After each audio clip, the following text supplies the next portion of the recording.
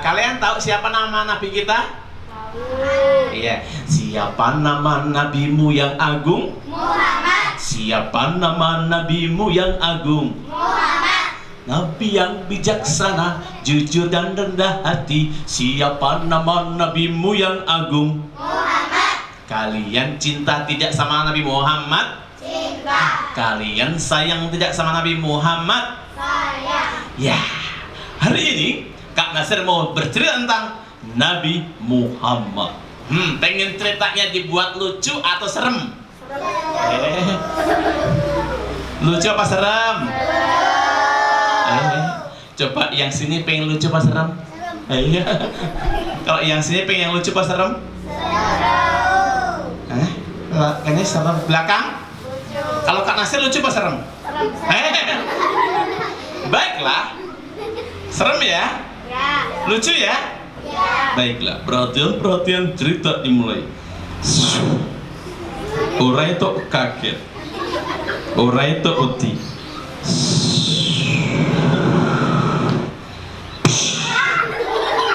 Jare serem kok kaget.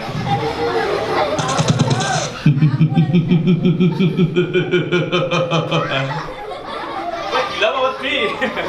Baiklah, cerita dimulai. Nah, kalian tahu nggak Nabi Muhammad itu lahir di mana? Tahu. Di mana lahirnya? Di kota apa? Mekah, pinter.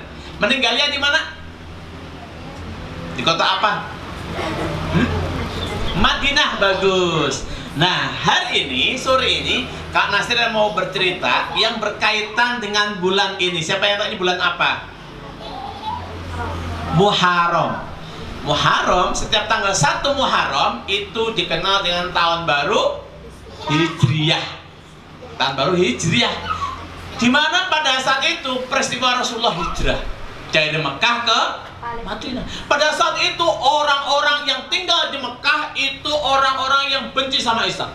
Mereka sangat benci sama orang Islam, sangat anyel sama orang Islam, sangat judes sama orang Islam, sangat sengit sama orang Islam, sangat sinis sama orang Islam, sangat sama orang Islam. Jadi kalau lihat orang Islam anyel banget. Itu orang Islam lagi ngapain? Gak suka sama orang Islam. Bahkan kalau ada orang Islam sholat, diapain coba? Dilempari kotoran. Ini telak onta. Tak uncake weh ben kena telak onta kowe.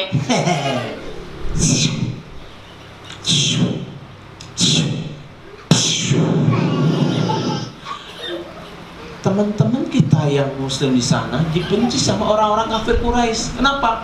Mereka nggak suka Islam berkembang. Tidak hanya kotoran onta yang dilempar, batu dilempar. Maka pada saat itu banyak sahabat Nabi yang udah masuk Islam dilempari batu, tubuhnya luka. Ada yang batu jendol, bibirnya dombli, giginya patah, ompong.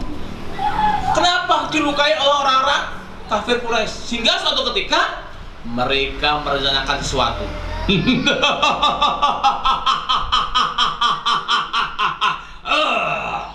Kita harus melakukan sesuatu. Orang Islam itu harus kita singkirkan. Jangan sampai Islam berkembang di sini. Kawan-kawan, bagaimana? Setuju? Tidak. Setuju? Setuju ya? Setuju ya? Woi, setuju ya? Setuju ya? Piye to iki? Setuju ya? Nanti agama nenek moyang kita ditinggalkan sama kaumnya, setuju ya? Iki piye to iki? Ora gelem. Setuju ora? Kok setuju ora? Oh, piye iki? Orang-orang kafir Quraisy mengajak pemuda-pemuda di mana? Di Mekah itu. Pemuda-pemuda yang masih menyembah berhala. Tahu berhala nggak? apa itu? Patung. Zaman dulu itu patung itu sembah. Padahal patung dibuat dari apa? Ada yang dari batu, ada yang dari kayu, ada yang dari roti, ada yang dari buah-buah, ada yang dari tanah. Patung digawe disembah. Mereka musyrik tidak menyembah Allah. Hingga suatu ketika mereka merencanakan sesuatu untuk membunuh Nabi Muhammad. Kenapa dibunuh? Karena mereka nggak mau Islam berkembang. Kalau Muhammad dibunuh, maka Islam akan berhenti dan mati. Nah, suatu ketika malaikat Jibril beritahu kalau orang-orang kafir Quraisy sudah mengumpulkan pemuda-pemuda yang gagah.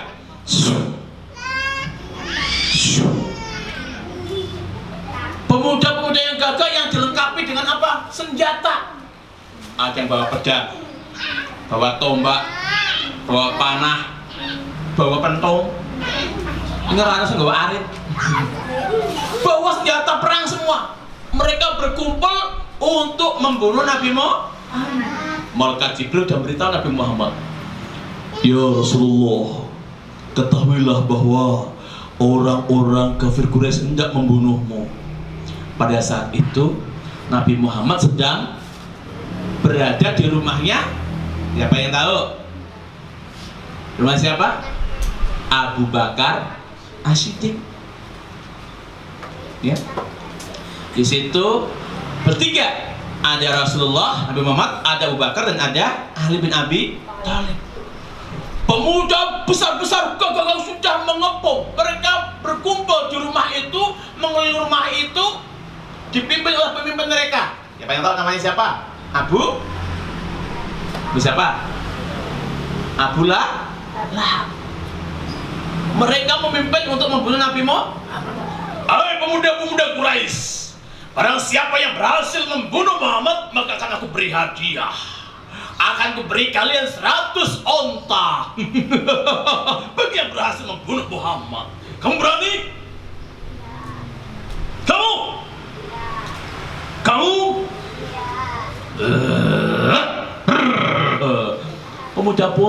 Pemuda Quraisy berkumpul. Di mana? Di rumah itu, mengelilingi. Pada saat itu Abu Bakar tahu kalau di sekitar rumah sudah dikelilingi oleh pemuda-pemuda Quraisy yang lengkap dengan senjatanya. Hehehe, aku nanti akan bunuh Muhammad. Hehehe, aku pakai pedang ini, aku pakai tombak ini, akan kubunuh Muhammad agar aku dapat hadiah. Wah, salah satu pemuda Quraisy berencana membunuh di dalam rumah itu. Abu Bakar sedih. Ya Rasul, di luar ada orang-orang kafir Quraisy ya Rasul. Bagaimana ini kalau engkau terbunuh wahai Rasul? Aduh ya Allah, selamatkan nabiku ya Allah. Abu Bakar sedih. Rasulullah menenangkan, wahai Abu Bakar, tenanglah, Allah bersama kita.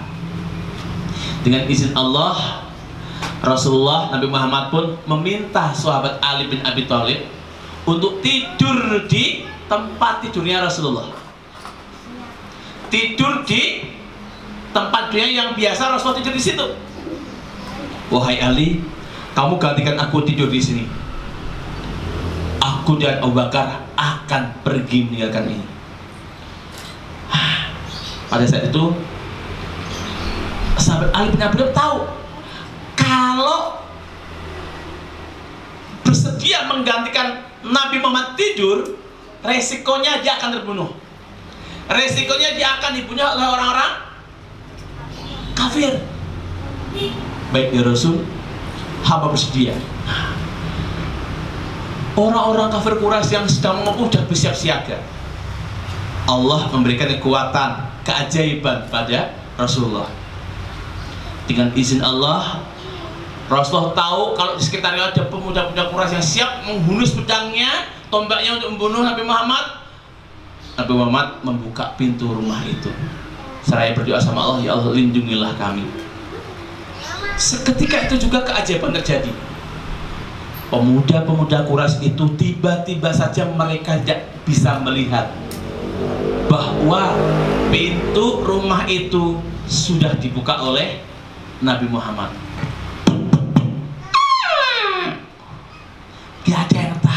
kalau Nabi Muhammad sudah membuka pintu itu. Bersama Abu Bakar, Rasulullah pun keluar rumah dengan pelan-pelan, mengendap-endap, dengan tenangnya. Tidak disadari oleh orang pemuda-pemuda Quraisy yang sudah mengepungnya dari sore. Sudah lama menjaganya. Kalau Muhammad keluar akan segera dibunuh. Singkat cerita, Rasulullah berhasil keluar dari rumah itu bersama Abu Bakar As-Siddiq. Di rumah tinggal siapa? Ali bin Abi Thalib. Pada saat itu Ali bin Abi Thalib pun juga khawatir karena tahu resikonya menggantikan Rasulullah akan terbunuh, akan dibunuh oleh siapa? Oleh siapa?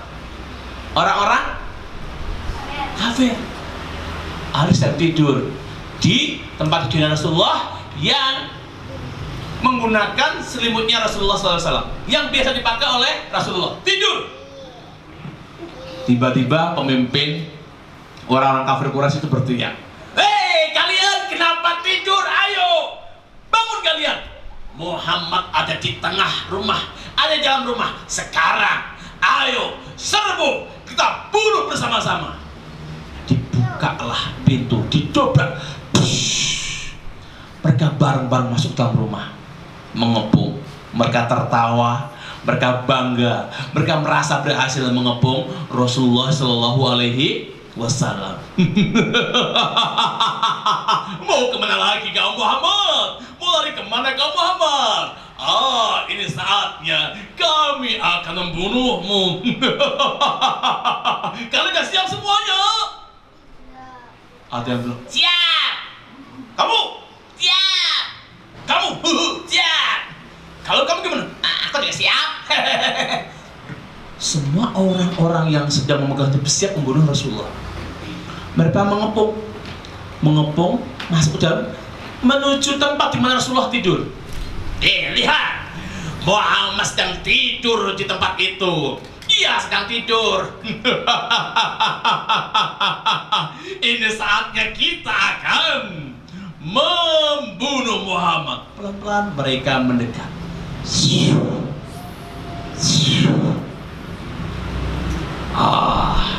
Kamu buka selimut yang menutupi tubuh itu, biar kita tahu wajah Muhammad yang akan kita bunuh. Salah satu pemuda diminta membuka selimut yang menutupi sosok yang sedang tidur itu. Dibuka. Baik tuan, aku akan buka selimutnya.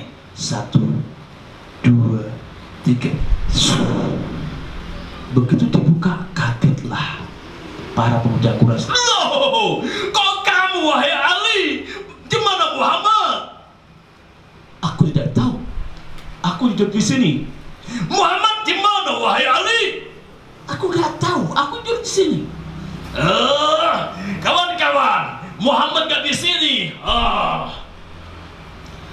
Pertanyaannya, apakah Ali bin Abi Thalib akan dibunuh juga?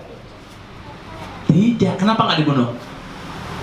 Karena Ali bin Abi Thalib itu adalah anaknya siapa? Abu Thalib.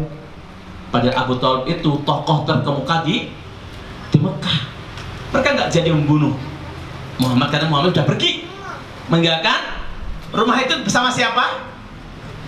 Abu Bakar. Akhirnya mereka pun mencoba mengejar. Ini Muhammad sudah pergi. Mari kita kejar. Dia pasti belum jauh dari sini. Pada saat itu Rasulullah mendapatkan perintah untuk hijrah, pergi dari Mekah ke sebuah tempat. Awalnya itu ke Taif, tapi Taif mereka ditolak orang-orang Taif, dilempari batu, dilempari kotoran, dilukai, nggak jadi. Pulang lagi ke Mekah, dan ini hijrahnya, perginya ke Madinah, ke Yasrib. Malam itu juga Nabi Muhammad dan Abu Bakar berangkat meninggalkan rumah itu. Kemana? Ke Madinah. Gelap-gelapan berjalan seraya menahan takut kalau pemuda Quraisy itu mengejar. Setelah sekian lama, Rasulullah dan Abu Bakar capek. Ya Rasul, kita sudah berjalan cukup jauh ya Rasul. Sebentar lagi akan pagi ya Rasul. Nanti mereka akan melihat kita wahai Rasul. Apa yang dilakukan Nabi Muhammad dan Abu Bakar pun istirahat di sebuah tempat, di sebuah gunung yang bernama apa? Yang tahu? Di gunung itu ada sebuah gua. Yang tahu gua apa namanya? Gua Sur. Mereka berdua sembunyi di situ. Sembunyi di situ. Tapi gua itu nggak dalam. Gua itu cetek. Dilihat di luar kelihatan.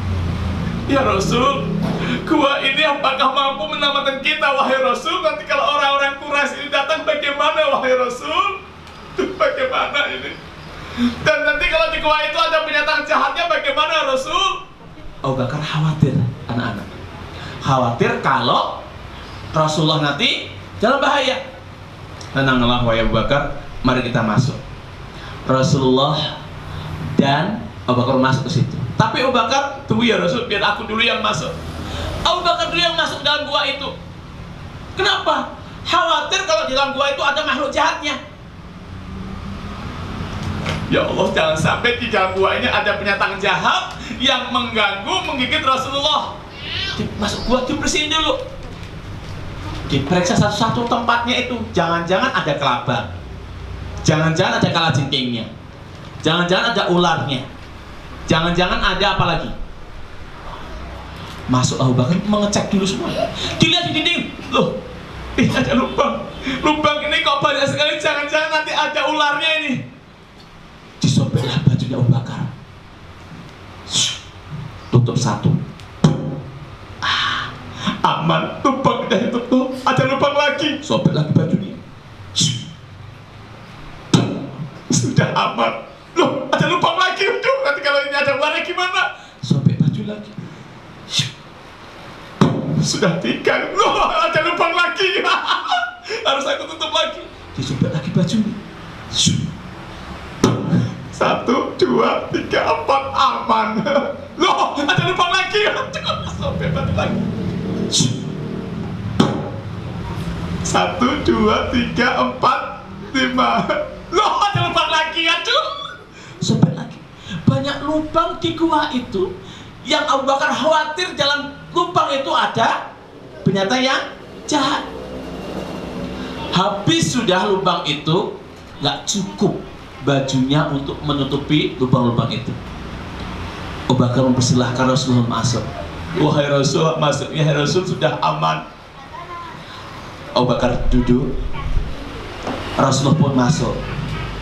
Setelah masuk, Aneh bin Abajaib. Tiba-tiba di situ ada makhluk Allah yang lain yang tahu bahwa yang di dalam gua itu ada 2 orang mulia, Rasulullah SAW dan Abu Bakar As-Siddiq, sahabat yang sangat cinta, yang paling cinta sama Rasulullah. Makhluk ini siapa? Ada yang tahu?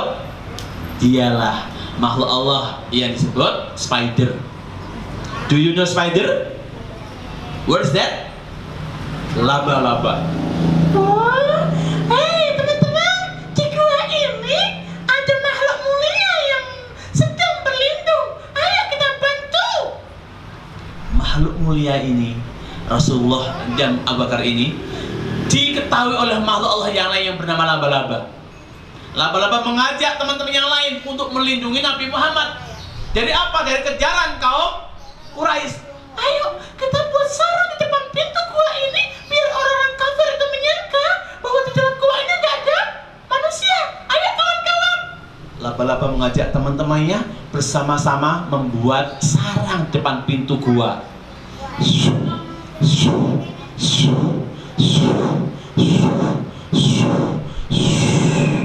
Oh, alhamdulillah, sudah selesai sarang laba-labanya. Pasti orang-orang kafir itu menyangka bahwa di dalam gua ini gak ada orang. Laba-laba berhasil membuat sarang di depan mulut gua itu, sehingga orang menyangka bahwa di depan dalam gua itu gak ada orang. Gak hanya laba-laba, ada makhluk Allah yang lain yang sedang melihat Nabi Muhammad dan Abu Bakar dalam gua dan ingin juga membantu Rasulullah. Siapa itu? Seekor burung yang berada dekat gua itu pun juga melihat. Ya, laba-laba sudah beramal saleh. Lah aku bagaimana? Aku punya ide. Kalau di mulut gua itu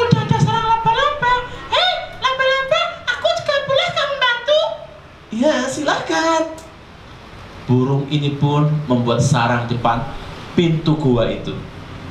Membuat sarang dan bertelur di sana. Biar disangka bahwa di dalam gua itu nggak ada orang. Alhamdulillah, aku sudah bikin sarang di sini dan aku mau bertelur di sini. Kletok. Bertelurlah burung itu di depan mulut gua. Sehingga orang kalau lewat merasa kalau di dalam gua itu nggak ada orang. Kenapa? Mulutnya ditutupi oleh sarang laba-laba dan di depannya ada burung. Burung apa? Burung dara. Burung yang sedang membuat sarang di situ. Di dalam gua, Abu Bakar sedang duduk, Rasulullah kecapean, tidur di bangkuan Abu Bakar As-Siddiq. Nah, ketika sedang beristirahat, Abu Bakar tanpa sengaja melihat masih ada lubang di dinding gua. Ada lubang lagi, padahal bajunya habis buat menutup lubang-lubang ini. Coba bagaimana ini? Abu Bakar pun mengangkat kakinya untuk ditutupkan di lubang gua itu. Satu sudah kututup, satu lagi masih ada. Angkat satunya lagi untuk menutupi lubang yang belum tertutup. Sudah dua, tapi masih ada lubang lagi. Tangannya digunakan untuk tutup juga. Takut kalau di dalam lubang itu ada ularnya, tutup. Masih ada lubang lagi, piye. Kaki dua, tangan sudah digunakan untuk lubang yang ada di dinding gua itu.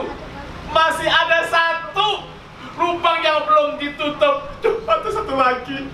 Ya Rasulullah, semoga engkau baik-baik saja ya Rasulullah. Betul. Tidak lama kemudian, dari lubang yang belum ditutup ini ada makhluk yang keluar pelan-pelan dari lubang itu.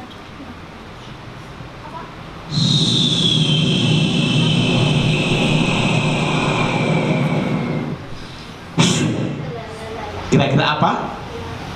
Ular. Kepala ular muncul dari lubang itu. Ular ya Allah, ular ya Allah.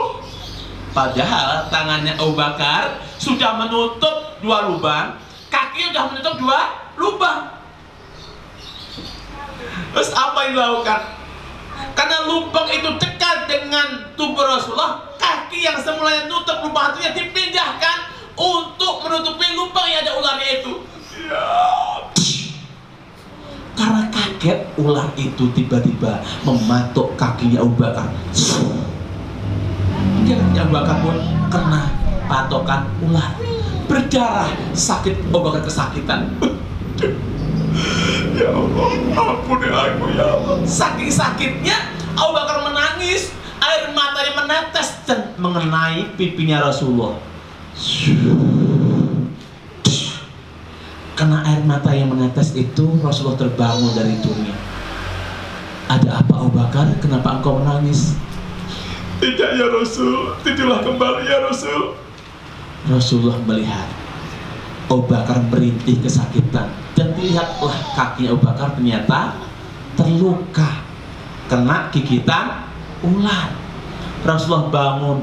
Bayangkan, Abu Bakar tuh nggak sampai nangisnya teriak-teriak kayak kamu. Nggak gitu. Nggak bengong-bengong, baik, nggak gitu. Dia menahan nangisnya sampai nggak bersuara, sampai tidak kedengaran, agar Rasulullah tetap tidur. Tapi air mata keluar karena menahan sakit yang luar biasa. Rasulullah bangun, berdoa sama Allah, kakinya Abu Bakar didoakan sama Rasulullah dan akhirnya sembuh. Di tempat terpisah di luar sana ada rombongan orang-orang Quraisy sedang mengejar Rasulullah. Hei pasukanku, anak-anak, pemuda-pemuda Quraisy, pasti Muhammad dan Abu Bakar sembunyi di gua itu. Mereka menunjuk ke gua Sur di mana Rasulullah dan Abu Bakar bersembunyi. Oh, tidak mungkin, lihat di dalam gua itu ada sarang laba-laba. Gak mungkin Muhammad dalam gua itu, lawang itu ada sarang laba-labanya. Betul juga ya. Dan itu juga ada burungnya di situ. Gak mungkin Muhammad bersembunyi di situ kalau masih ada sarang laba-laba dan burung. Aku gak percaya.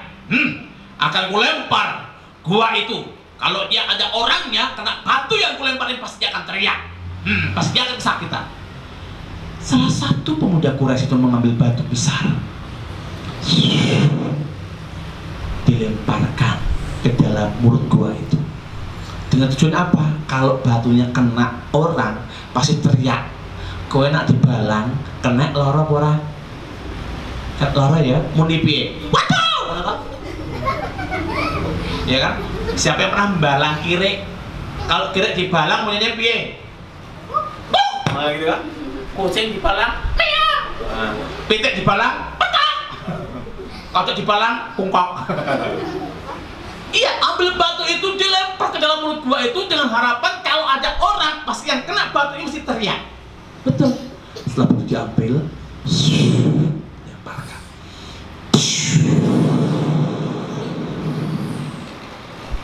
Batu itu terlempar ke dalam dan mengenai Rasulullah sampai giginya patah. Apakah Rasulullah berteriak? Tidak. Rasulullah tetap diam, menahan luka, menahan sakit, sampai orang kafir itu mengira di situ nggak ada orang.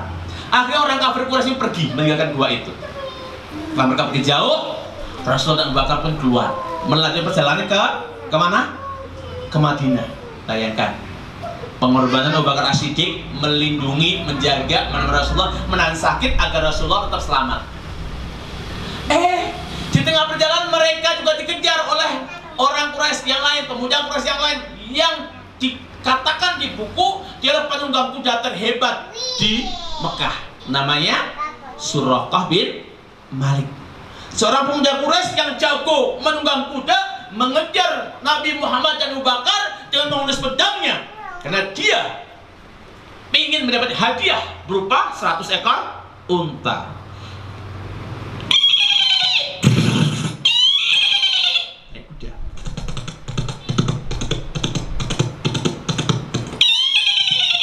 Muhammad, berhenti kau! Aku akan membunuhmu dan aku akan dapat hadiah 100 ekor unta.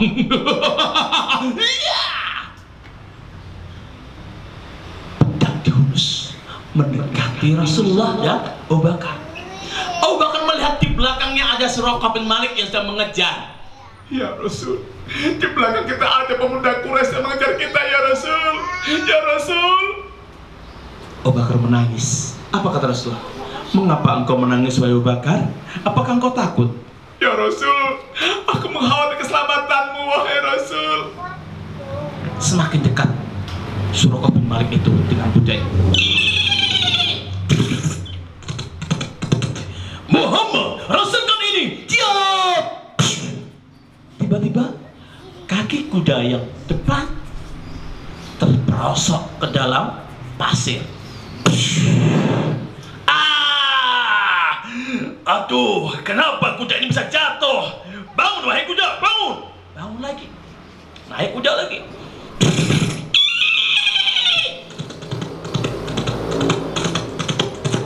Muhammad, berhenti kau! Aku akan membunuhmu! Ya! Tiba-tiba kuda itu pun terperosok lagi kakinya. Kuda, bagaimana engkau bisa jatuh? Tinggal selangkah lagi aku berhasil membunuh Muhammad. Tapi kenapa engkau jatuh, wahai kuda? Kudanya dibangkitkan lagi.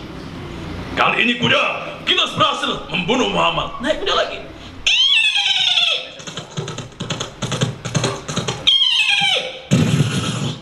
Muhammad, kali ini kamu nggak akan selamat. Kamu akan terbunuh oleh pedangku. Ya! Lagi-lagi kaki kuda yang makin dapat terperosok lagi ke dalam pasir. Jatuh lagi kuda itu dan Suraqah bin Malik juga jatuh. Kemudian kali ketiga ini Suraqah nggak bisa bangun. Kudanya nggak bisa bangun. Rasulullah berhenti. Abu Bakar berhenti. Ditolonglah Suraqah itu untuk berdiri. Wahai Suraqah, bangkitlah. Dibantu berdiri. Kaget Suraqah bin Malik. Pedangnya diambilkan, kasihkan. Kaget Suraqah bin Malik. Wahai Muhammad, mengapa engkau baik sekali padaku? Padahal aku akan membunuhmu, wahai Muhammad. Iya Suraqah, Aku tahu engkau akan membunuhku karena engkau pengen hadiah. Kembalilah. Melihat kebaikan Muhammad, Suraqah tidak jadi membunuh Muhammad, justru bertobat dan berjanji akan melindungi siapa? Nabi Muhammad. Ya Rasulullah, bolehkah aku mengawalmu sampai ke Madinah? Tidak perlu, wahai Suraqah. Engkau cukup bilang, selamatkan, lindungi kami agar tidak ada yang mengejar kami. Akhirnya apa? Suraqah bilang pada orang-orang kafir Quraisy yang mengejar Muhammad ini, kalau tidak ada orang ke sana, sudah cari sebelah sana, aku yang mencari nggak ketemu, kamu cari yang lain. Dihalang-halang oleh Suraqah bin Malik. Akhirnya apa anak-anak? Ada aja semuanya. Nabi Muhammad dan Abu Bakar As-Siddiq berhasil sampai ke Madinah dengan selamat. Nah, sekarang pertanyaannya, ya tadi siapakah sahabat yang menggantikan Nabi Muhammad tidur di rumahnya? Ali bin Abi Thalib. Kemudian siapakah sahabat yang menemani Rasulullah di Gua Sur? Abu Siddiq. Kemudian siapakah orang Quraisy yang berusaha mengejar Rasulullah dengan mengejar kuda tapi dia terjungkal? Suraqah bin Malik. Kira-kira siapa tadi yang memimpin orang-orang Quraisy untuk membunuh Nabi Muhammad? Abu Lahab. Mengapa orang-orang kafir Quraisy benci sama Nabi Muhammad? Ada yang tahu? Karena mereka tidak ingin Islam menggantikan agama nenek moyang. Nah, cinta nggak sama Nabi Muhammad? Sayang nggak? Karena itu mulai sekarang, ayo sering-sering kalian berselawat pada Rasulullah SAW agar Rasulullah pun nanti mendoakan kita agar kita mendapat hadiah terindah di surga. Allahumma amin. Nah, itu salah satu penggalan cerita hijrah Rasulullah dari Makkah ke Madinah, dan masih panjang, ya, masih panjang perjalanan hijrah Rasulullah. Yuk, sekarang yang pengen surga tangan diangkat. Dua-duanya diangkat. Ikuti dan turunkan Kak Nasir ya. Ya, ikuti dan turunkan Kak Nasir. Siap? Ini masjid. Ini masjid. Ulangi. Ini masjid. Ini masjid. Dan ini jamaahnya. Dan ini jamaahnya. Takbir. Takbir. Ruku. Iktidal. Lalu sujud. Lalu sujud. Duduk iftiras. Duduk istirahat. Sujud lagi. Sujud lagi. Tasyahud. Tasyahud. Salam ke kanan. Salam kanan. Salam ke kiri. Salam kiri. Kamu langsung joget toh. Ulang lagi coba ya. Ini masjid. Ini masjid. Dan ini jamaahnya. Dan ini jamaahnya. Takbir. Takbir. Ruku. Ruku. Iktidal. Iktidal. Lalu sujud. Lalu sujud. Duduk iftiras. Duduk istirahat. Sujud lagi. Sujud lagi. Tasyahud. Tasyahud. Salam ke kanan. Salam kanan. Salam ke kiri. Salam kiri. Aku berjanji. Aku berjanji. Ya Allah. Ya Allah. Aku berjanji. Berjanji. Satu. Diangkat semua tangannya. Satu. Rajin sholat Rajin sholat. sepanjang hayat. Panjang hayat. Dua. Tak lupa mengaji Tak lupa mengaji. setiap hari. Setiap hari. Tiga. Berbakti Berbakti kepada orang tua. kepada orang tua. Empat. Empat. Taat dan hormat Taat dan hormat kepada guru. kepada guru. Lima. Lima. Menuntut ilmu. Menuntut ilmu. Tiada jemu. Enam. Setia kawan Karyawan. dan suka memaafkan. Memaafkan. Tujuh. Tujuh. Cinta NKRI Cinta NKRI sampai mati. sampai mati. Allahu Akbar. Allah. Dibuka tangannya, taruh di pundak temannya sebelah kanan. Ya, yang paling kanan taruh depannya. Ikuti Kak Nasir ya. Ibu-ibu, koncoku. Koncoku. Koncoku. Koncoku. Eling. Nyebut. Nyebut. Istighfar. Istighfar. Sholat. Sholat. Ngaji. Ngaji. TPA. TPA. Neng masjid. Neng masjid. Sekolah. Sekolah. Sinau. Sinau. Tenanan. Tenanan. Ojo beling. Ojo beling. Ojo bolos. Ojo bolos. Ojo kemaken. Ojo kemakan. Ojo kemayon. Ojo kemakan.